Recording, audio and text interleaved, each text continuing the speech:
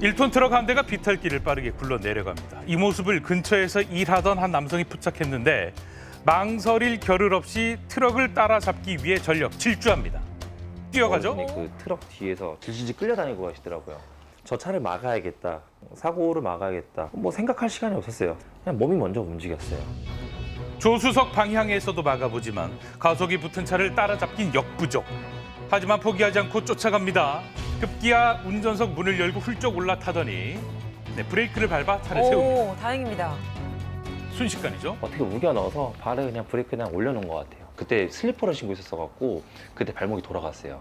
아이고. 결과론적으로는 제 발목이 이렇게 골절됐지만 다행이라고 생각하는 건 학원 근처여서 혹시라도 애가 튀어나왔으면 어떻게 됐을까.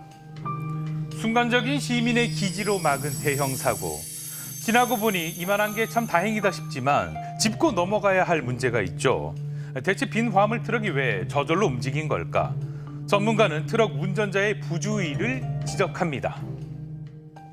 내리막길에서는 주정차를 잘해야 되는데 화물차 같은 경우에 이 짐이 실려 있게 되면 차가 무겁기 때문에 처음에는 움직이지 않다가 5분, 10분 후에 차가 서서히 움직이면서 속도가 붙는 경우도 있다는 거죠. 실제로 내리막길 주정차 부주의로 인한 사고는 꾸준히 발생했습니다. 이를 막으려면 운전자들의 적극적인 대처가 중요한데요. 이 사이드 브레이크를 확실하게 채우고 바퀴를 보도하고 차도의 경계석 쪽으로 돌려서 혹시 차가 움직이더라도 걸리게끔 만들어주는 것도 중요하고, 마지막으로는 고인목을 네 바퀴에 철저히 고임으로 인해서 3중 방어 장치를 해주는 것이 가장 중요한 대책이라고 볼 수가 있습니다.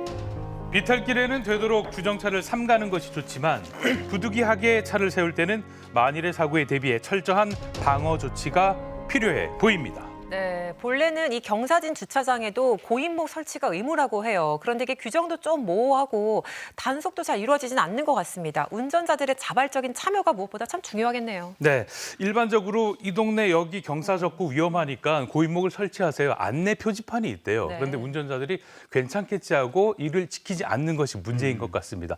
이로 인한 사고가 또 있습니다. 서울 관악구로 한번 가보시죠.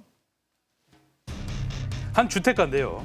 경사로에서 밀려 내려온 화물트럭 한 대를 시민들이 낑낑거리면서 막고 있습니다. 사고가 발생한 골목에는 주차 시 고인목 설치 안내가 이렇게 붙어 있습니다.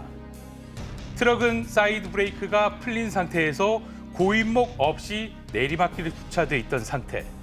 경찰은 해당 트럭 운전자에게 범칙금을 부과했는데요.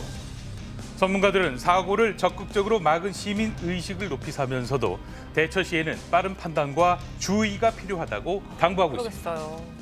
미끄러지기 시작하는 시점은 속도가 작기 때문에 일단 막을 수는 있어요. 근데 시간이 좀 지난 상태다 그러면 막기는 쉽지 않고요. 이게 가속도가 붙으면 차량의 무게를 이길 수가 없죠. 그러면 대피를 하는 게 우선이에요.